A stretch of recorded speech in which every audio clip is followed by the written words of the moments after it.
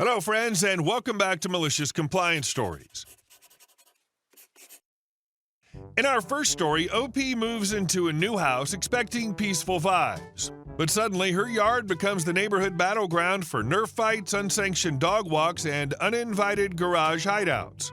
But before we begin, best way to support our channel is to leave comments, like, and subscribe with the turned-on bell so you don't miss the new video every single day.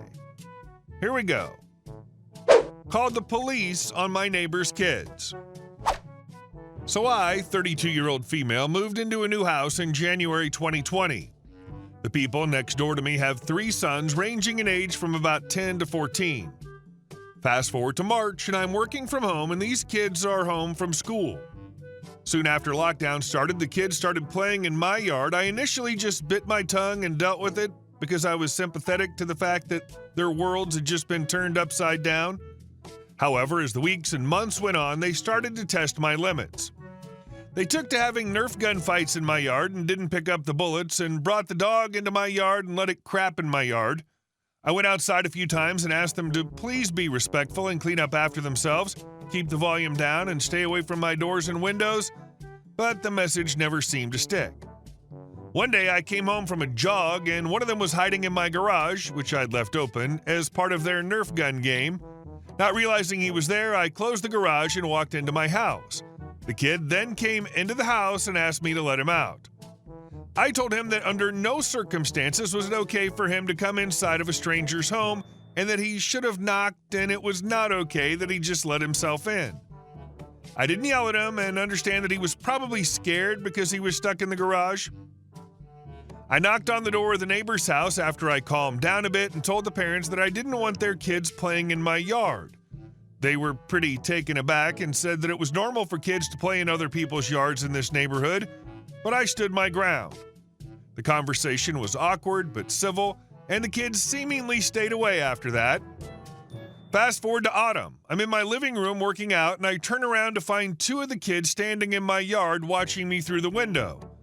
I took a picture of them for evidence and called the police non-emergency line and told them that 2 middle-aged boys trespassed and were watching me work out in just a sports bra through my window. The police came about an hour later and I showed them the picture and gave the background of the situation. The police said they'd go talk to the parents. The dad just came and knocked on my door and told me that I totally overreacted and that his kids were just looking through the window to see if I'd noticed them out there playing and that they had no sexual motives. I never told the police that they did, though I guess mentioning the detail of being in just a sports bra might have implied that. He told me that I wasted police resources and upset his kids. I'm starting to doubt whether I've been too much of a Karen about this whole thing. Kids need to learn boundaries. Either their parents teach and enforce boundaries or society will, and society's more harsh than a parent ever could have been. You did everything correctly and didn't call the cops immediately. You spoke to the boys and you spoke to the parents. You put up with a lot more than I would. And our second story. Petty, buttery revenge at the movies. Once upon a time, late 80s to early 90s, I worked at a movie theater. It was an easy job and the fringe benefits, free movies with my theater and our rival theater, were amazing for a late teen/early 20-something, but one customer was my El Guapo. First meeting. I'm selling tickets on an ultra-slow Tuesday morning when entitled customer, hereafter EC, comes up to the ticket counter. As we complete the exchange of ticket for cash, she offers the following gem, EC. You should pay me to watch movies, and then I could write reviews for you to post so other customers would know what movies are good. Me. That's not how we do things here. Typically, customers pay to see the movies. I said it politely, honestly. EC. I'm an English teacher. I know how to write for effect. Me. Still, management probably won't pay for your movies. EC. But they'd be getting free reviews. Me. I'll let my manager know, but honestly, we see every movie here too. They could have us write them for free too. EC, I sincerely doubt most customers would appreciate your point of view. Lost all respect for her at this point. Up until then, she was a harmless crank. Meeting 2, same slow Tuesday matinee, different day. We had a policy of 25-cent popcorn refills with the cup you bought popcorn in that day only. Bringing in cups you bought on other days was not allowed. And gross. She brings in her popcorn cup from last week and asks for the refill. I refuse, stating company policy. We go around a few times before EC. I need to see the manager. I get her and she backs me up because it was a health code violation. Manager leaves after explaining clearly that you can't bring in a cup from outside the building. EC goes to the trash can and grabs a popcorn cup from the can and demands the cheap refill because, EC, I didn't bring this cup in from outside. I end up having to have the manager come back and explain that dumpster diving is also prohibited. EC evil eyes me during the whole actual purchase of a new cup routine because, yeah, I'd eat popcorn from a cup I grabbed from the trash. Makes perfect sense. Meeting 3. Same time of day, different day. We always put a standard amount of butter on any popcorn, but extra butter was an extra 25 cents. Management was adamant about it as butter was our greatest food expense.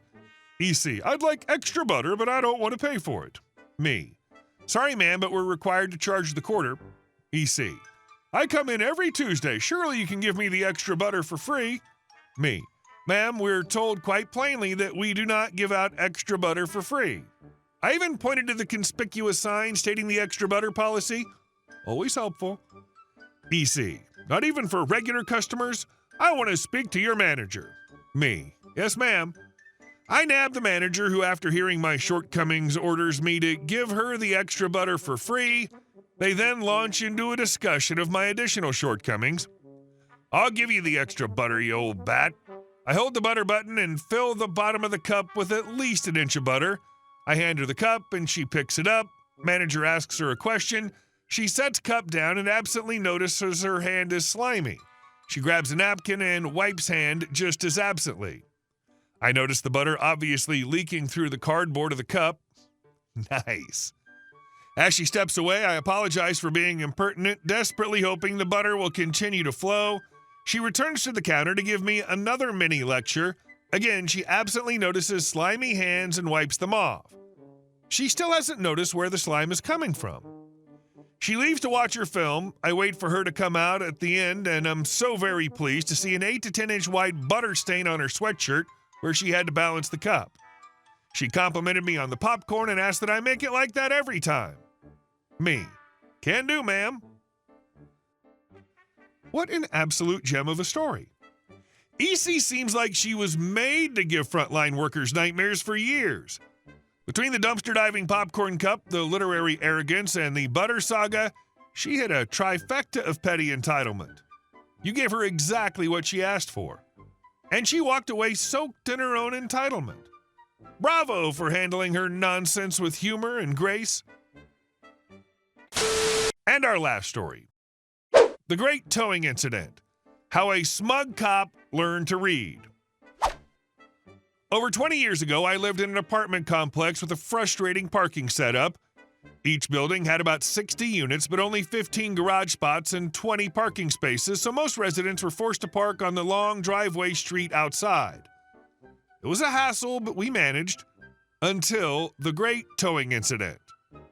The complex announced a retarring project and temporary no parking signs were posted along the street for Tuesday from 8 a.m. to 7 p.m. It was a holiday Monday and everyone was home relaxing. Suddenly we heard loud noises outside, car alarms, tow truck engines, and the unmistakable sound of cars being hauled away. We ran to the window to see cars, including mine, being towed. A police officer was standing there writing tickets and slapping them on windshields as tow trucks rolled off with cars. I bolted outside to figure out what was going on. Me, excuse me, officer, why are you ticketing these cars? The signs say no parking Tuesday, and it's still Monday. He didn't even glance at me at first, but then gave me the most dismissive look. Officer, I don't care if it says Monday, Tuesday, or Wednesday. If I see a no parking sign, I'm not parking there. You should learn to read, kid. Excuse me, kid? I was 21, but I've always looked younger, and this guy clearly thought he could brush me off. I tried to explain again, pointing directly at the signs. Me. Look, officer, the signs very clearly say tomorrow. You're towing cars a day early. He smirked and doubled down. Officer, tell your mommy and daddy their car's been moved up the street and they owe $50 for the ticket and $190 for the tow. I saw red. This guy was smug, wrong, and infuriating. Me. Can I have your badge number? Officer. No. Have a nice day, kid. He turned away and kept writing tickets as if I didn't exist. I stormed back to my apartment and called the local police station. At first, I was given the runaround, but when I demanded to speak with Internal Affairs, they finally connected me to his lieutenant, a woman who, thankfully, was everything he wasn't, competent and professional. I explained the situation, his attitude, and the fact that he'd blatantly ignored the posted signs. She was livid. Lieutenant, awesome. I'll be there in 15 minutes to check it out myself. True to her word, she arrived quickly. When she got there, she pointed out to Officer Jerk that it was, in fact, Monday and that the towing and ticketing were entirely unjustified. His face was priceless, an awkward mix of anger, embarrassment, and frustration. To make things better, it became clear he wasn't thrilled to take orders from a female supervisor, which only added to the delicious irony. She turned to me. Lieutenant, awesome. You're absolutely right. These tickets are invalid and this should never have happened. I'll make sure it's corrected. She didn't stop there. She made him personally document each ticket he'd issued and write an apology letter to every single car owner. Me.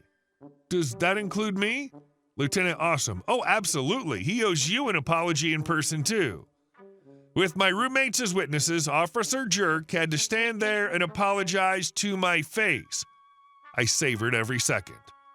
Officer, I apologize for the mistake. It won't happen again. Me. Good to hear. You might want to double-check those signs next time. It didn't end there. As he started writing his pile of apology letters, my roommates and I grabbed lawn chairs, set them up on the lawn, and settled in with popcorn, watching him shuffle through ticket after ticket. Writing apology after apology was pure bliss. By the time he was done, every car owner had their tickets canceled and received a note explaining the mistake. If there was any damage caused by the towing, they were instructed to contact him or his lieutenant for reimbursement. The entire process took hours, and we enjoyed every minute of it. This guy thought he could flex his petty authority and get away with it, but thanks to Lieutenant Awesome, got exactly what he deserved. Well played. Too many people give in to the power dynamic of the police, particularly at a young age. Excellent job of standing up for yourself and others. Just because someone wears the uniform of a policeman, they aren't always right, as you've clearly shown. The fact that you went straight to Internal Affairs and got a lieutenant who actually cared is a testament to your persistence and refusal to be dismissed. Hey guys, thank you all for watching the video. I'll see you in the next one.